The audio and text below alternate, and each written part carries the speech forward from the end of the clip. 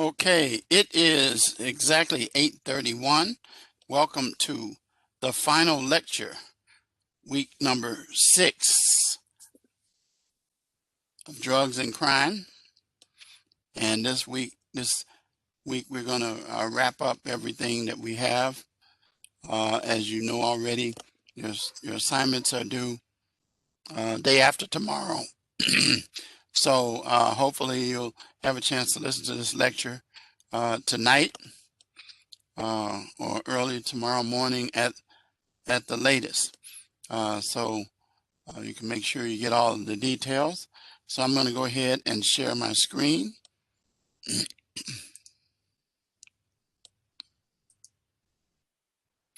Okay, as you can see, this information here. Again, there's that video about adversity springboard success. You should have that link already yourself. And then it shows you here week 6 lecture.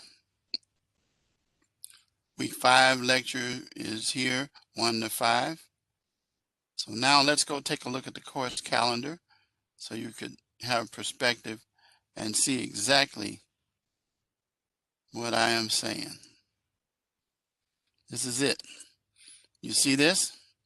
This is where we are today. Your reading assignment. Monday I gave chapter 10. We're going to talk about these things here. And then Tuesday, which was yesterday, your initial post on methadone clinics. The live lecture now.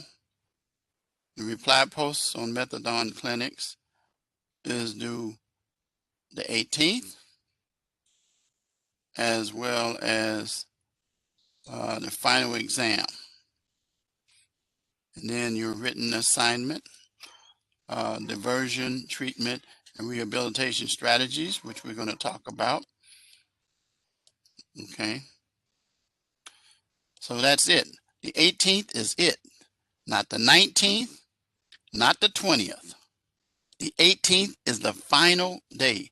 It even says it if you click on the calendar. The quarter ends at 11:59 p.m. Central Standard Time. So there's no confusion about that. So now let's go into the module.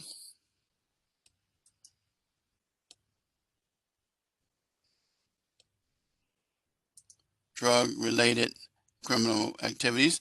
I did talk to you last week about the assignments, so I'm going to repeat again. Hope you use the drug and crime course guide. I've been talking about that.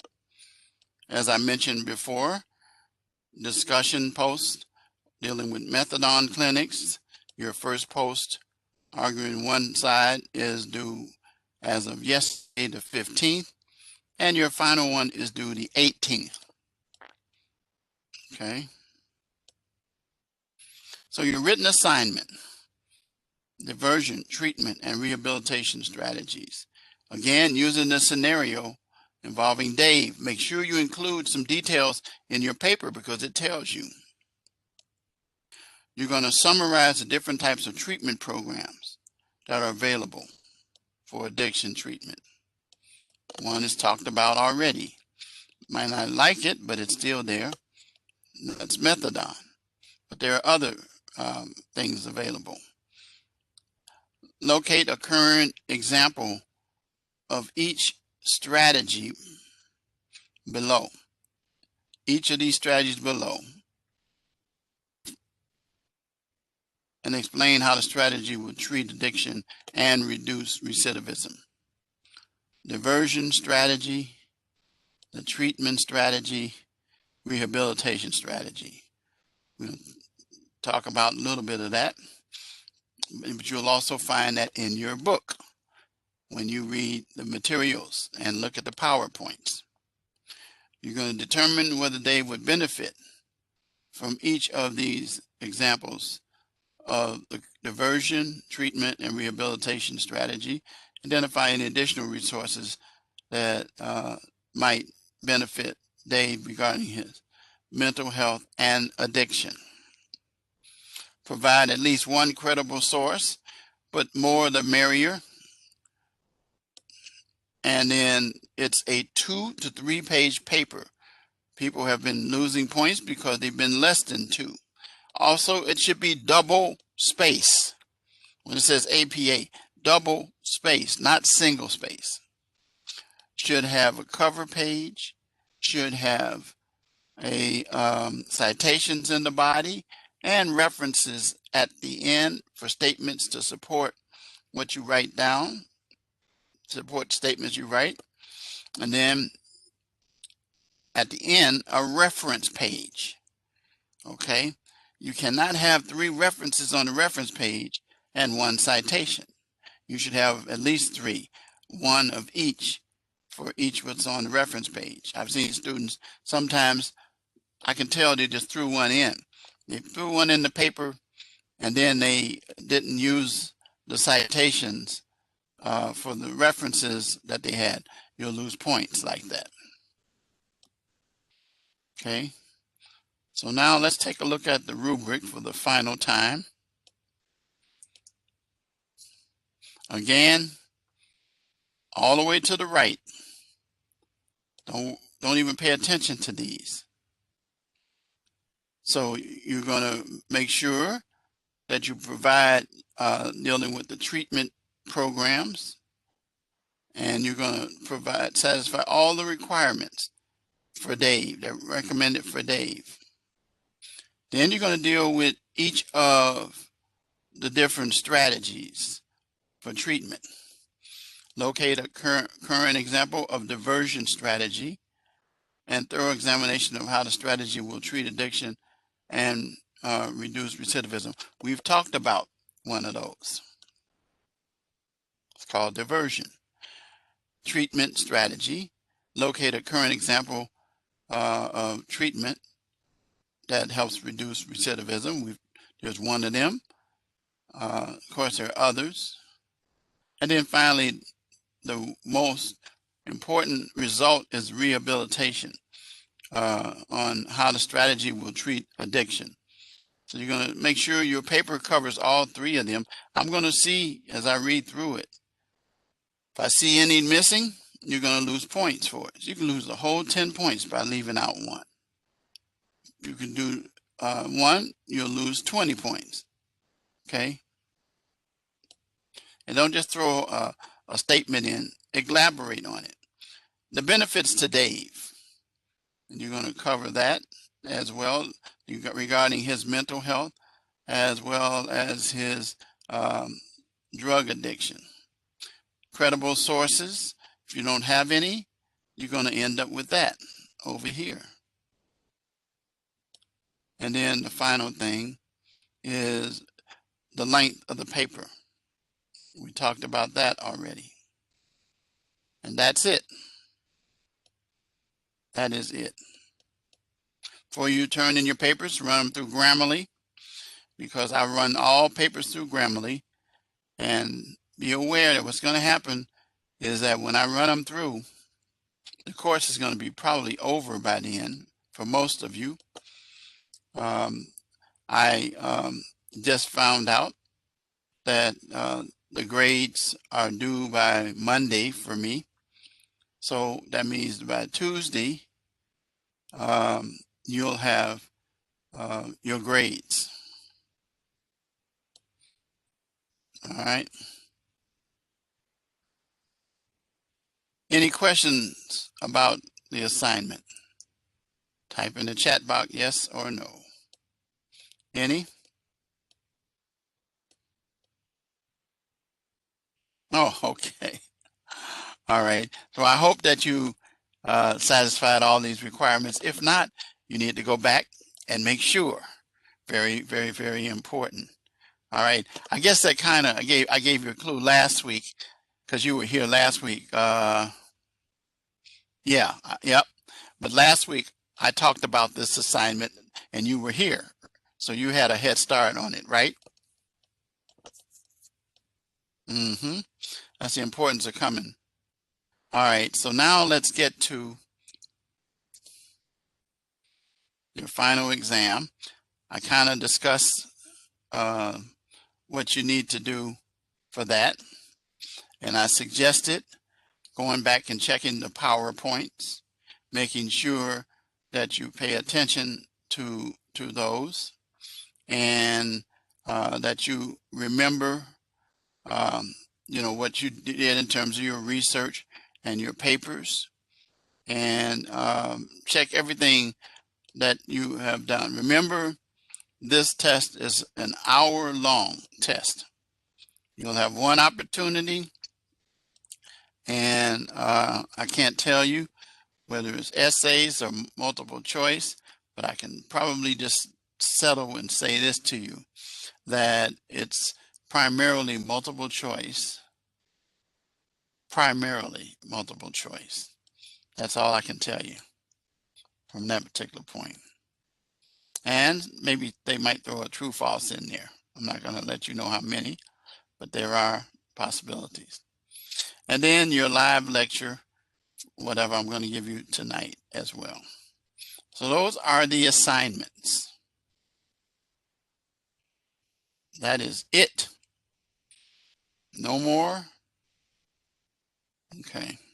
So let's get to the topics.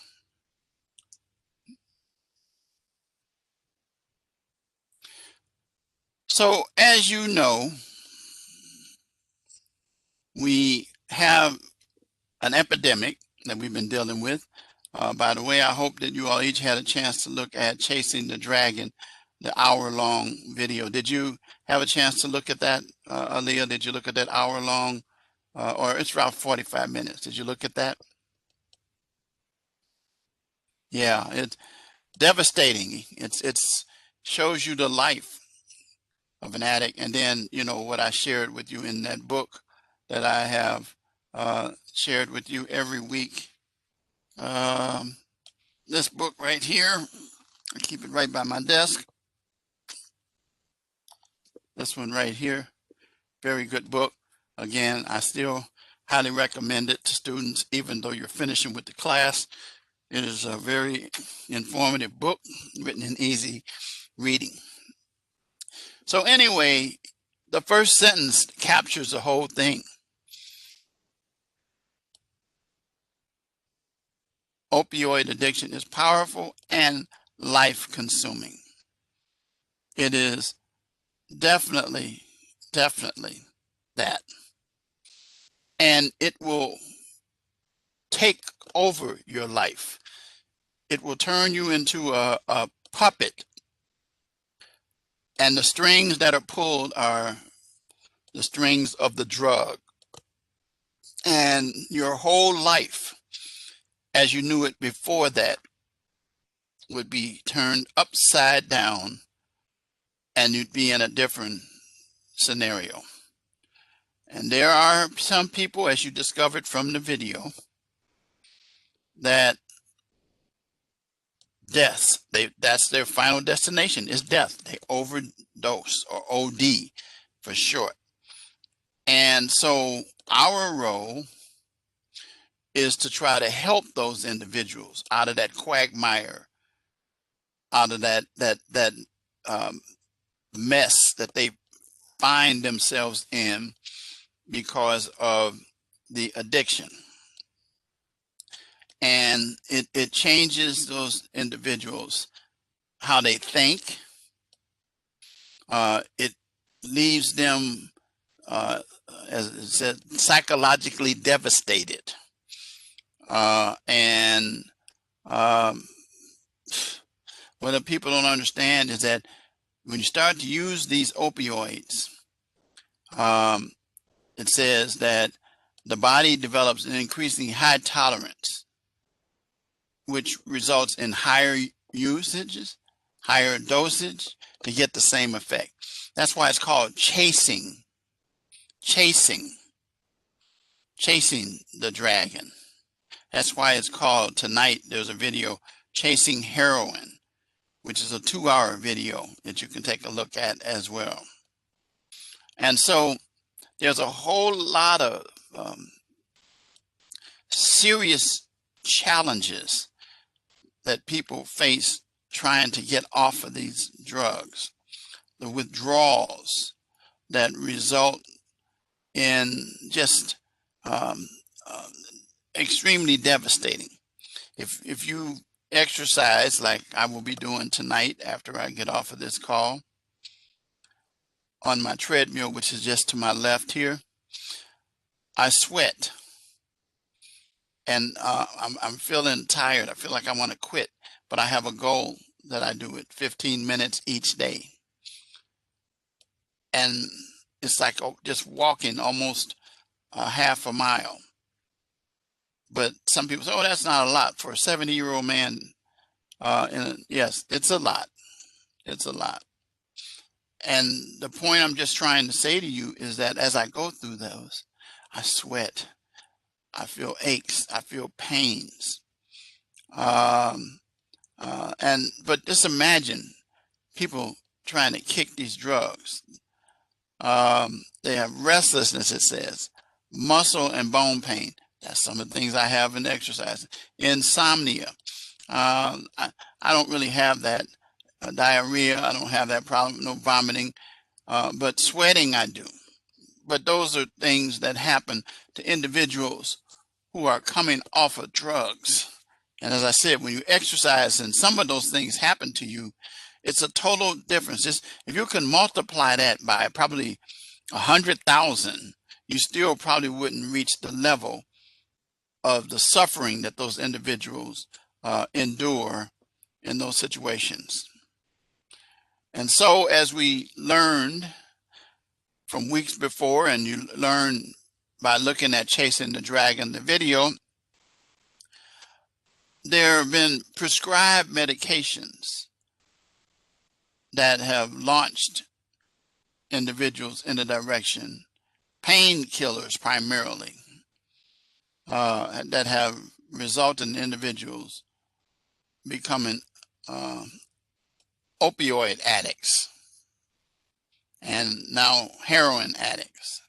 So it says the use of prescribed medications such as bupropion and methadone may lessen the physical symptoms.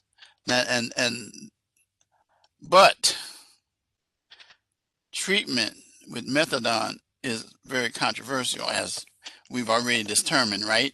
I read your post, Aaliyah, and I agreed with it. Methadone is a drug for switching a drug for a drug, and you still have to go take a visit. Well, it's the same thing. If you're an addict, you got to take a visit to the drug dealer to get the drug. But this one, you have to visit the clinic, and these clinics are supposed to be there to help you. It says methadone is also detected in opioid on drug tests. So you can flunk a drug test by having this methadone in your system. And I call it a stay of execution. I call it a Band-Aid process. Let's see what you said.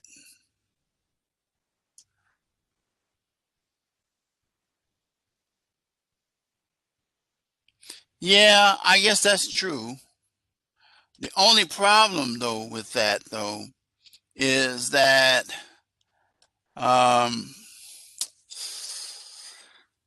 there are times when they can't get to the clinic and they end up going to the drug dealer. The point of the matter is this: for the health benefits of the individual, do you think methadone is very healthy for a person? Do you think that? No, it's not. It's like I said again, it's a substitute for the drugs. Can you get addicted to methadone?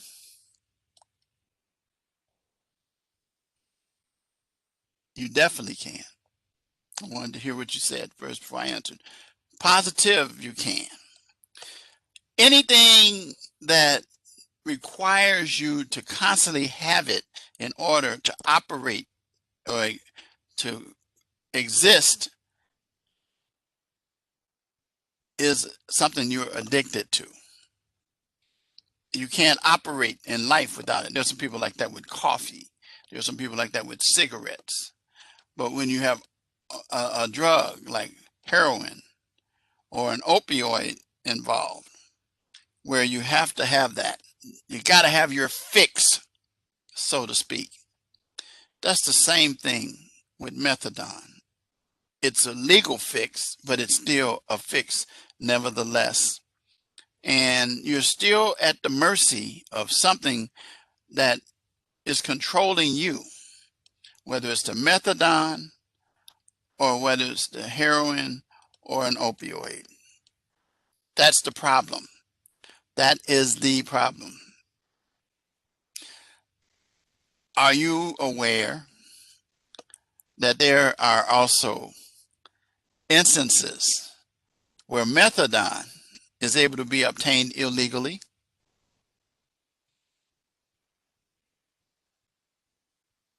Yeah, it is. Yeah, it is. And there's been some studies on it. The point of the matter is that, and so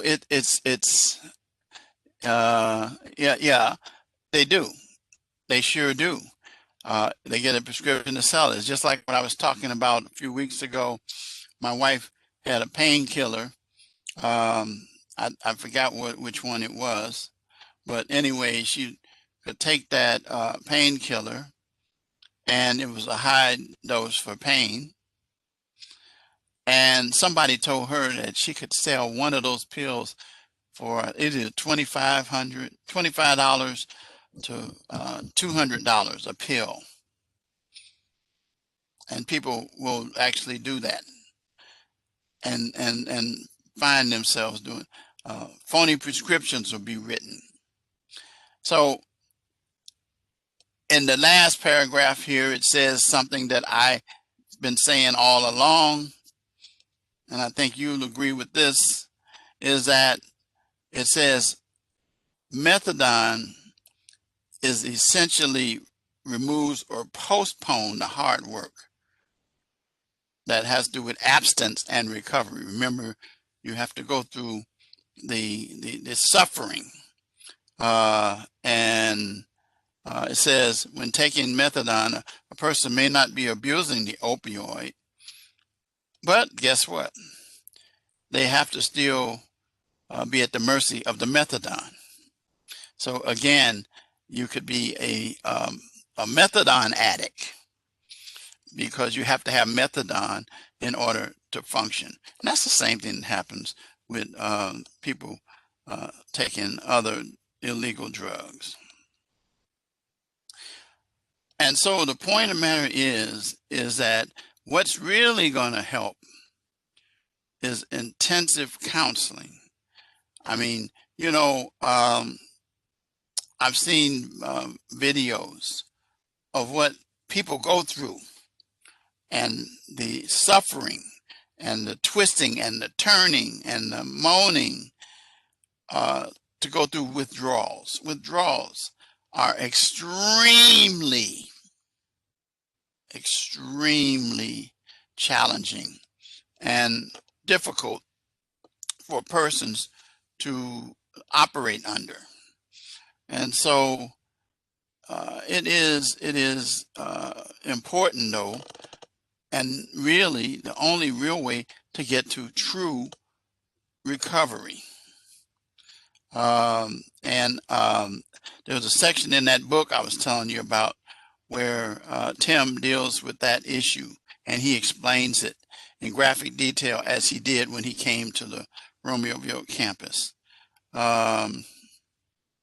You know, intensive counseling, attending meetings, getting a sponsor, and building a support network as they can help an individual. But look what it says in the final sentence of this.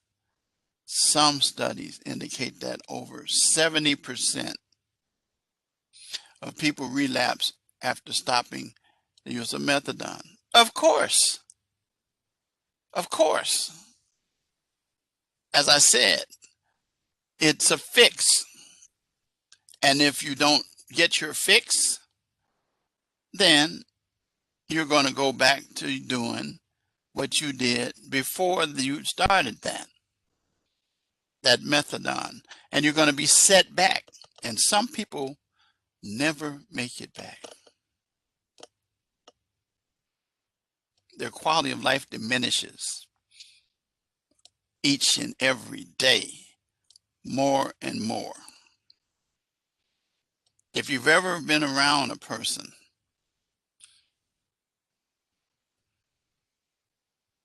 yeah, and it should be used in a treatment facility. The only thing, though, is that there are so many people who don't stay in a treatment facility. They're able to go and leave. And so while they leave, they try to return back to their families with the intention of functioning as a normal individual who's not operating under the control of the drugs, the illegal drugs. But the problem is one slip can push you back. The setback is worse than the original. And as I said, there are people who don't make it back from that. And so we deal with this as we conclude this course, recognizing the fact that the key thing starts out with what I talked about earlier, and that's helping people. So if you want to check with your chance to this video, Chasing Heroin, it's 1 hour and 53 minutes. It's extremely detailed about dealing with heroin in itself. And so here we are now. We come to situations where we start talking about how do we help individuals? What are some of the ways that we help individuals? What are the treatment options that are available? Dealing with someone who has to be, you have to be held accountable to. But the deal is everybody's not going to be able to afford or have the opportunity for inpatient programs. They're very expensive and can be long periods, as it says here, roughly 6 to a month, 12 months. So 6 months to a year. But the point of the matter is it depends upon the individual that's involved. And these programs are like boot camp, military-ish, to help that individual. But again, remember, one of the key things that comes out of these treatment programs is that the individual has to go through withdrawals. Okay. So it points out that there are short-term and long-term treatment facilities which last a month, roughly, for short-term. Do you think that most people can be rehabilitated from the use of hard drugs within a month? Do you believe that? Absolutely not. They can show signs of improvement. Hey, as you remember in that video, Chasing the Dragon, you remember the young lady, the parents had spent so much money and they thought that she was doing okay. I mean, they spent a lot of money and time. I think, if I'm right, wasn't the whole summer? I think it was a whole summer. Yeah. And what was the end result with her? She OD'd. She OD'd. Because when she came back, she learned, here's what they learned to do, to hide what they're feeling. It's like a person who sets himself up for suicide. They're silent. They don't talk. And then you find them that they couldn't cope anymore. Well, in these situations, it's not that they couldn't cope anymore. It's that, remember, the increased amount of drugs to get to that high that you witnessed the first time causes you to increase the amount of dosage, and ultimately you can find yourself in a situation where you do overdose. That body can only take so much. This heart, as we saw in some videos when I was in the police academy, that literally, and I do mean literally, if you can imagine that, the inside heart of a person, they get high on those drugs, that heart will just be like a balloon, explode, killing that person. But they didn't get that way overnight.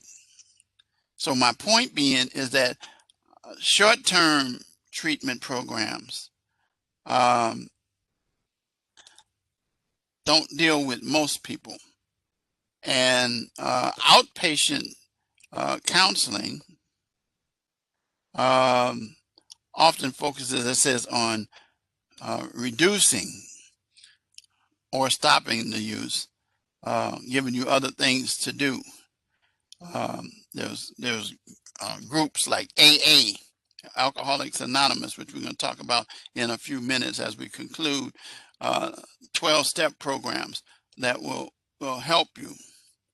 But the key thing is that it requires strong commitment, strong support, and individuals who work with these individuals as their so-called sponsors, or they're the person that they have to report to, the accountability person, that's what I call them, has to be really tough on an individual.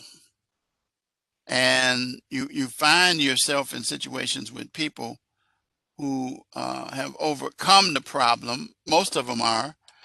They've been in the program because they were part of it, and then they start helping people, just as Tim did and does now. And so it is important that the people that are really seriously able to help people are those who've been through it. You can go to school and you can learn about it, but even the people I know who have gone to school and studied, they will tell you that they have worked hand in hand with individuals who have gone through and were able to recover, or a recovering addict, finding themselves going in another direction in life and able to try to help others. But remember, what you're going to have to do is you're going to have to go through some serious changes. So opioid addiction with medication like methadone or extended release noxtrolone play a role in dealing with the helping individuals. There are some people who say, oh yeah, you know what, I can do this, and then I will get saved by Narcan or something like that. That's like gambling or rolling the dice. You think you're going to hit 7-11 every time, but you might hit whatever it is that caused you to crap out. I don't know what that is because I'm not a gambler. But the point of the matter is, yeah, absolutely, that is a absolutely essential point. These people aren't afraid of dying, and they they look at it um, like we look in the mirror, and they look at it and they just look at it like this, and then they do stuff like this. I'm going to show you something, because this is what happens. Look, you can move closer, and it looks like your head's getting bigger and bigger, but no, what it is you're getting closer and closer to the situation. What they have to do is learn how to back away from it. But yes, death becomes more like this as opposed to like this. And so it's something that is problematic. So now let's talk about dealing with the withdrawals and all these things. Now they use in this the parallel of the 12 steps of Alcoholics Anonymous, and it's an old process going back to 1935. That was 15 years before I was born. And if you look at the steps, it goes all the way from starting to the point of admitting that you do have a problem, that something is controlling you, and that it's something that you can't fight yourself, and admitting. It's like, you ever heard of the serenity prayer? You ever heard of serenity prayer?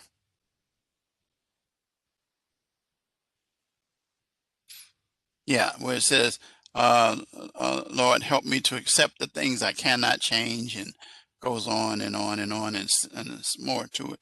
But here's the point of the matter is, it's like that poem, Footprints in the Sand.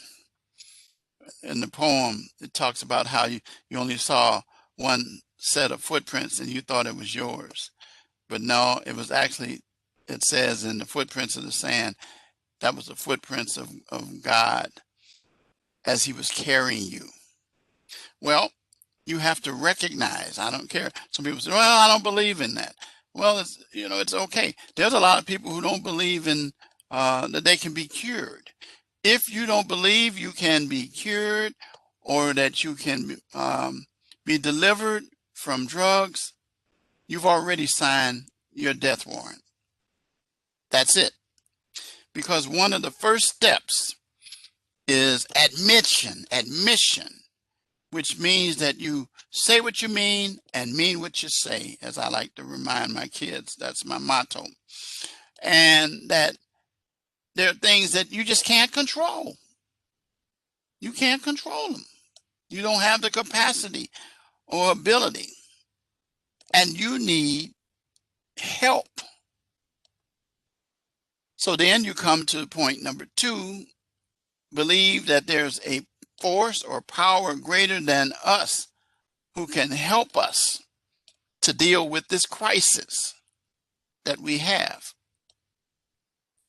Now, you can call it whatever you want to call it. I call it God, but people call it different names.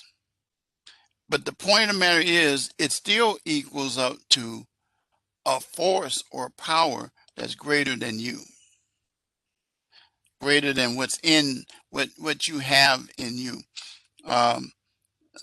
Just like, that whole thing people are talking about, oh, dealing with self-help. Well, you start to deal with self-help and you're in those situations, you have a fool for a patient or client, because you can't help yourself. You need someone to be held accountable to. But the point of the matter is that it reaches a stage where you understand, good people, that there's going to be a force that it says here in point number 2 that is something you cannot see. I have people that say to me sometimes, and I'm a minister and a pastor, and I say to people, I said, a person one time said to me, he said, I don't believe in God. I says, well, that's okay. And I says, mind if you tell me why? And his answer was very simply this. He says, I can't see him. So I said, okay, can I ask you a question? He said, yes. Is there oxygen in this room?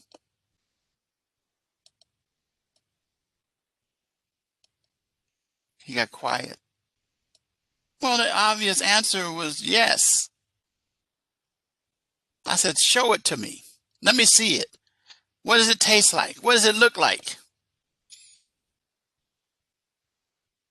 He said, I guess you got me on that one. And so the point of the matter is that, so that's why I said, and it's, you can't make air. Man can't make air. Man can make air clean or dirty, but man can't make it. So anyway, the point of the matter is when you're in that situation, there you got to rely on a power that's greater than you to put you on a level of sanity. And even then, that's just the first step to get you to recognizing where you can seek the appropriate help and utilize it to be delivered. Make a decision to turn over your will and life to the care, it says, of God as we understood him, or whomever. The point of the matter is that you can't deliver yourself. You can't. You need help. You might need another person, an example. Sometimes, you know what? And I say this to my students all the time. Some people change when they see something happen to somebody else that's close to them. You agree with that? Yeah. Let me show you what I'm talking about. Let me use the pandemic for a while. There are, and I've seen this watching TV and the news, of individuals who totally don't believe in it. They said, it's just a fallacy. It's COVID-19. It's not true. That it's something to scare us. But then, as I saw a young lady who was in that position lose her mother to the COVID, she began to say, oh my God, I got to change my life and how I approach dealing with this thing. But it took the loss. And that's what happens with us. You know, I have not been a user of drugs, don't have a desire. As I said before in this class, I have personal experience with it. My baby sister, who, if you listen to my story, you will hear she really never knew my mother, who was her mother, because she died when she was a little baby. And that she grew up most of her life with one of those blankets, you know, like Lioness and Charlie Brown. It was very real, and she had it. And also her thumb, the back of her thumb, she would suck it so that even when she had teeth, the back of it would have open cuts because she would do that. She was stuck with that. And it ultimately took her to the level of using drugs, disappearing from us. And then ultimately we find her at home one day. She was only 30-some years old and overdosed. The point of the matter is that we all felt bad and helpless. It was difficult. And so we reached the stage. But anyway, people learn over those bad experiences, excuse me, when people close to them have things like that happen. Number 4, it says, make a searching and fearless moral inventory of ourselves. There's a passage in the Bible that says, let a man examine himself. Well, I always tell people, I says, before you start trying to judge me, you need to check your own self out. I tell people, I don't have enough time to take care of your business because my life is spent on dealing with my business. And I got enough business to last me a lifetime. And so that's the same with all of us, for real. But don't we know people who always want to try to take care of your business, and you see their business has just gone down, down, down? Well, that's the same kind of thing where a person is sick and on drugs trying to give you some advice. There are people sometimes that are high and they can give you some good advice. But the sad part about it is that good advice given by a person should help them first. Do you agree? Yeah.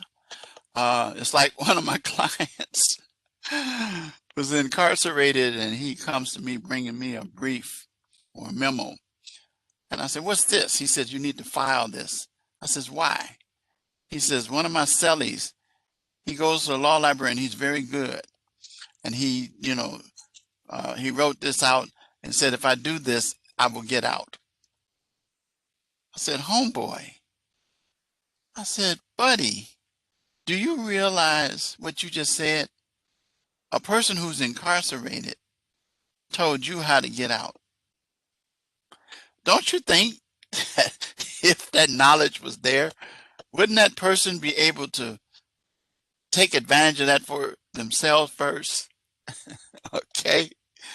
You know, if you know a person that's worse off than you are and you're taking advice from them, then you're a fool because of the fact that you recognize that you're in a better position. And but the point of the matter is that you get what I'm saying, you know. So you're going down the wrong way on a one-way street. Yes, yes. Anybody saw Trains, Boats, and Planes, the movie with John Candy and Steve Martin? Did you ever see that movie? Yes, but there was a famous line in there.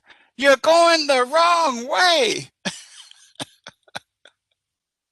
Guess what? That can be said to people in life.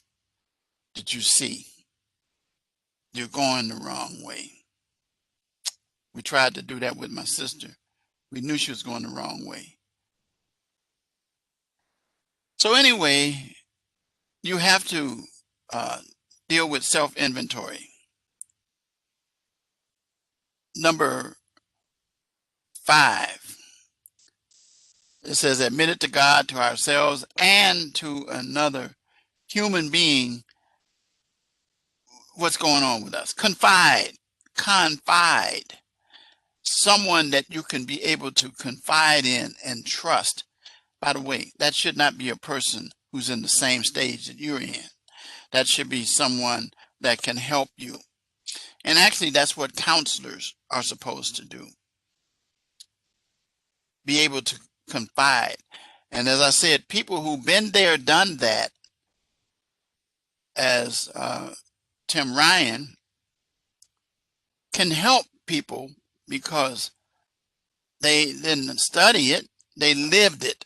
And the consequences, as I said, one of the things that affected Tim, back to what I was talking about earlier, and it's in his book, he as a former addict, one of the things that he totally regrets is that with all of his knowledge and expertise, it wasn't enough to help him to save his son who overdosed. And that's part of his lifelong thing. So anyway, we need to be able to turn ourselves over to some human being who can help us, not to enable us, but to guide us, give us some what we call tough love, sound advice. Number 6, we're entirely ready to have God remove all these defects of character, or someone to help you remove those defects of character. Go in, when a person puts a gun on you, if you don't run or move, the natural tendency is to put your hands up. That's a surrender sign. Well, that's the same thing that number 5 is, number 6 is to entirely remove the defects of that individual, to help individuals to understand. Number 7, humbly ask to remove shortcomings. I know I'm not right. I know I need help. So then say what you mean and mean what you say, and let's get about the business of doing that. Let me explain something to you, good people. When you go through rehabilitation in these programs, you have to reach the stage, as they say, rock bottom, and you can't go any way but up because you can't go down because you reach rock bottom. Then you start to move, either you self-destruct at that level.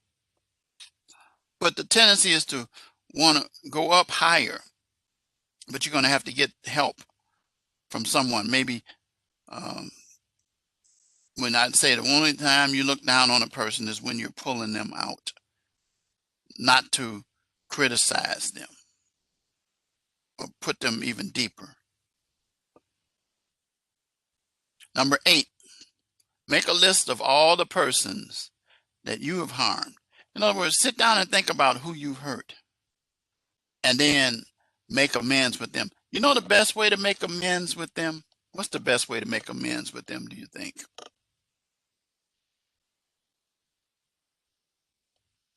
Any idea? Yes. How about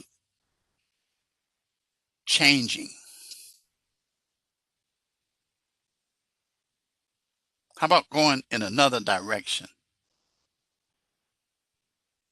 It's just like, do you remember, I think it was in this class I talked about the clock at 12 o'clock, at 3 o'clock, then getting to 6 o'clock. Do you remember that early on? Did I talk about that in this class? I know I talk about it in almost all the classes. Did I talk to you all about that? Okay, let me help you. Let's say you have a problem and you're at 12 o'clock and we tell people to do a 180, not a 360, because a 360 is a complete circle. So let's start the clock at 12. When you get to 3 o'clock, you're halfway where you need to go, but you're also halfway from where you came from. So you're at the crossroads point. So you can go back to 12 or go down to 6. But then when you get to 6, that half-hour point, when you get to that 6, then you are going in a new direction. And the only way that you're going to digress is if you start going 5, 4, 3, 2, 1, and then 12, or you can go 7, 8, 9, 10, 11, and 12. So the point of the matter is 6 represents a point where you can't see where you came from, but you got a new direction. And as long as you keep moving further away, stop on that 6 and start moving the same way you would drive in your car with something in your rearview mirror. See that? See my thoughts on that? See why that example works? Because you're going in a new direction. But do not look to the left or to the right. Look straight ahead. You ought to be like those horses. You know, horses have wandering eyes. You know, their eyes are each independent, right? And that's why when you see horses, they have these things called blinders on, and that's so that they can focus ahead. Well, that's what you need, is blinders on in terms of your life to be able to do that. Number 9, make direct amends to such people whenever possible, except when it would injure them. So you want to correct that. So that ties in with 8.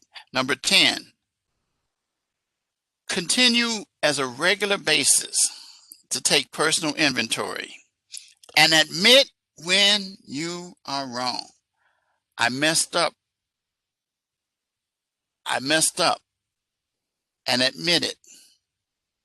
Don't hide it, because we always say what's done in the dark will come to the light. Have you heard that before?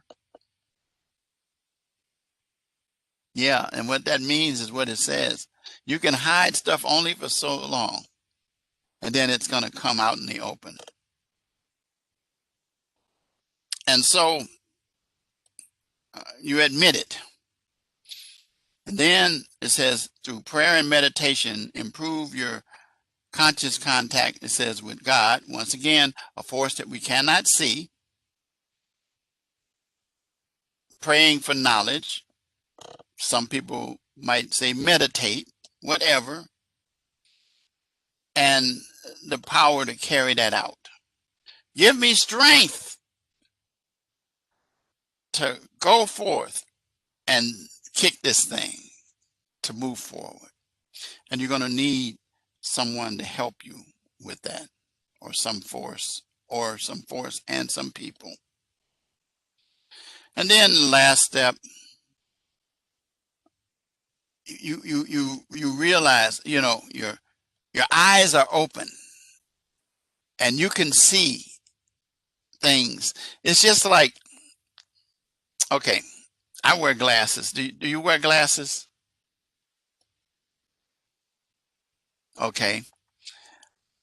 I remember when I was in law school and I was sitting in the front row, and my professor called me up after class, and around my first weeks of law school at Northwestern. And he says, Mr. Wright? I said, yes, sir, professor.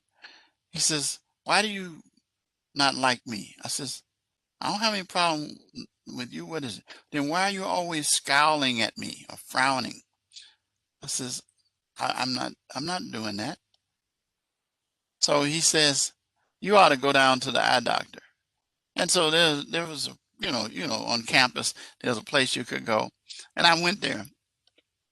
Man, I had the biggest Urkel glasses at one point. I mean, and so here's my point. Man, the first time I put those glasses on, I said, oh man, there used to be a lady, her name was Annette Fabergé. And she used to do this commercial, Nanette Fabergé, I think that was her name. But anyway, she used to do this commercial about hearing, and says, hear what you've been missing. Well, that's what happened with your glasses. See what you've been missing. I don't have my glasses on now, but I have them right here. I got them on now. And they're bifocals, so that when I look at the lower lens, I can read in this. But I take them off. But when I'm driving and stuff like that, no, I wear them. Some people wear contact lenses. The point of the matter is that you use something to help you see what was there all the time and you didn't realize it. And that's the same thing point number 12 is saying. It says, having a spiritual awakening. It's like the Aqua Velva slap. You might not even know what that is. That's an old commercial on TV. Something to wake you up, you know. Somebody said, you know, slap yourself. Well, you know, I mean, whatever, you know, but you know what I'm saying. The point of the matter is wake up, because you've been in a deep sleep, or as I call them, the walking dead. And so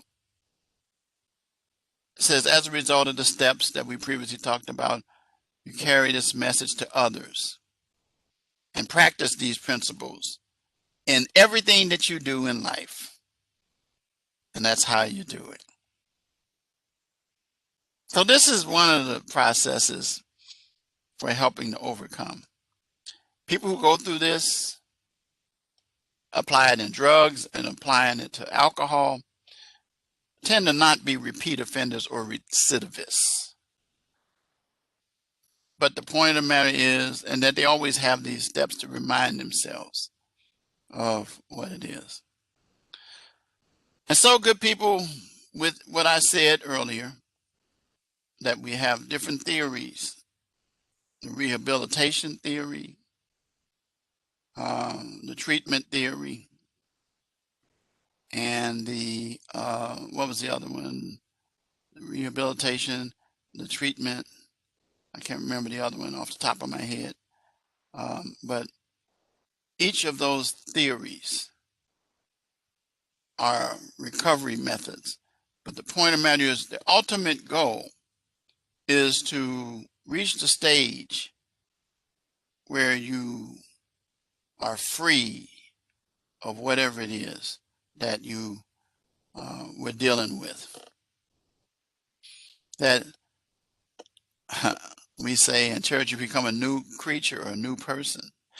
Not that you'll look different, your countenance, but the point of the matter is that you'll start to do things that will be self-enriching instead of self-destructing. And that's what you want to do. So with that, I'm done. Any questions?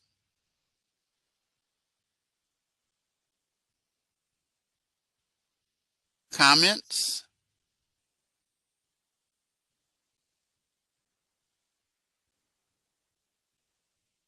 Okay.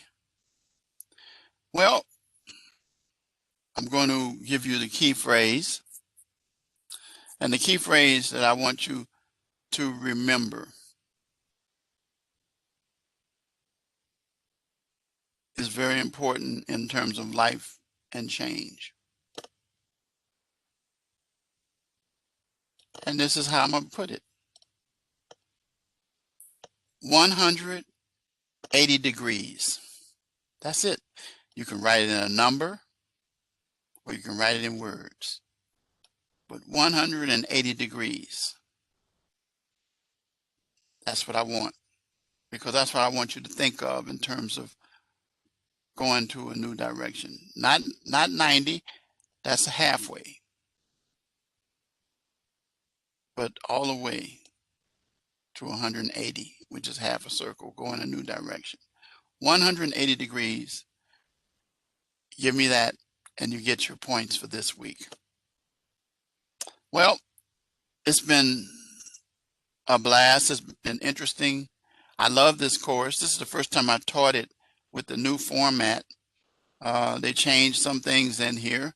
The discussion assignments were the same. But the key thing that you should take away from this course is what I said at the very beginning. And that is this, that there is a strong correlation between drugs and crime. And that if we can overcome the drug problem, we can probably reduce the crime. And we'll have a better world, a better society.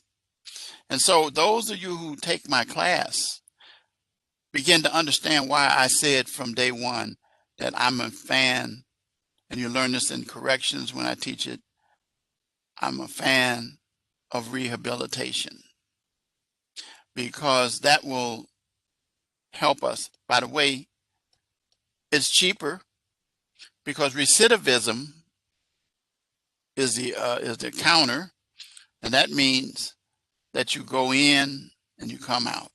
You go in, you come out. You get high, you get sober. You get high, you get sober. You get high, then you don't make it back to being sober, and you OD. You get sober and get stronger and stronger and stronger. So our goal is to turn every individual into a recidivist. I mean, not a recidivist, I take that back, correction, a non-recidivist, because that's a repeat offender. We don't want that. Though I heard a theory about that, which I won't talk about in this class. I'll talk about it in the criminal law class and corrections class. But the point of the matter is that we want to help people to get off of that wheel. You know, that wheel. You know, you ever heard people says, "Oh, I can't get anywhere." That's because you're doing the same thing, expecting a different result. Do you know if you keep doing the same thing, I mean, precisely, you're going to get close to the same result? If you continue to get high, you're going to want to get higher.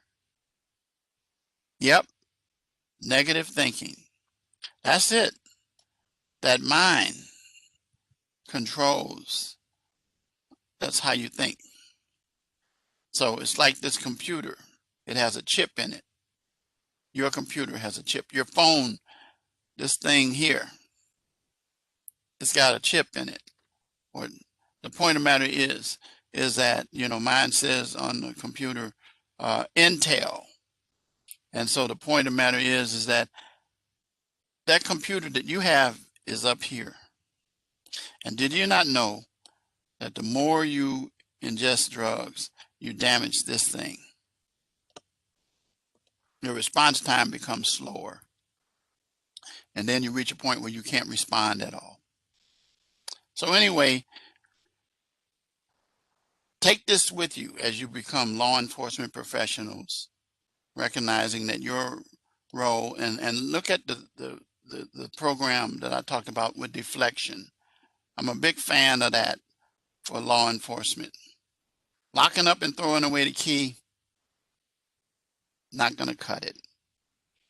Getting some help is going to cut it.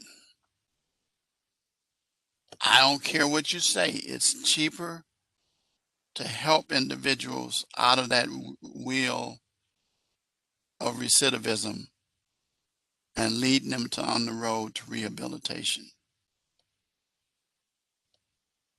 And that's it. And then people are going to make mistakes. They're going to get weak. They're going to fall down. That's okay. Learn how to help people instead of hurt people. And so with that, I'm going to say good night. It's been a pleasure being your instructor. I hope I see some of you in the future. I will be teaching this course again, along with criminal law in term 2. Oh, thank you. Thank you. My goal is to not just impart information, but wisdom, put knowledge in there that you can turn and utilize in your professionalism throughout life. I learned that with all the stuff I overcame. That's why I said it's important that you take time to listen to that video of mine, even if you do it after the course, because you still have the link, or you can copy the link. And if you really want it, even you can't find it, reach out to me. I'll be happy to give it to you again so you can have it. But the point of the matter is that I want to be remembered for the number of years I have left. I got about 40 more left. I'm 70. And I hope in the next 30 to 40 years to continue to reach young people, to help them become good criminal justice professionals. As I said at the beginning of this course, then I'm going to be done. Ethical, educated, and professional. Those are the 3 things that I started out with. Excuse me, my voice. And that's what I'm finished with. So good night. I hope to see you in my future classes. Next term, term 1, which starts in January. I think it's the 4th or the 5th. We start. I'll be teaching Introduction to Corrections. I'll be teaching critical issues in criminal justice and or is it realities in criminal justice? One of those. And contemporary issues in criminal justice. That used to be both of those used to be 11-week courses. Now they've been reduced to 5.5. So I'm looking forward to teaching those. So good night. Enjoy your break. Stay safe. And happy holidays to each and every one of you. Celebrate safely. And, thank you. And I'm going to say this to you. We're not having a lot of people in my house. Did you all hear me Thanksgiving, what I said? Did you hear what I said, Thanksgiving? Yeah, well, I'm saying the same thing again. Uh, yep. And people aren't coming into my house. I'm telling you, I'm not doing that. Even some of my relatives, like I have a daughter that doesn't live with me. She's not coming because she likes to party and hang out. She likes to do her thing. She's 20 and she'll be 21 on the 7th of January. Say happy birthday to her. Boom. We have a Zoom meeting. That's it. Take care of people and stay safe. Good night.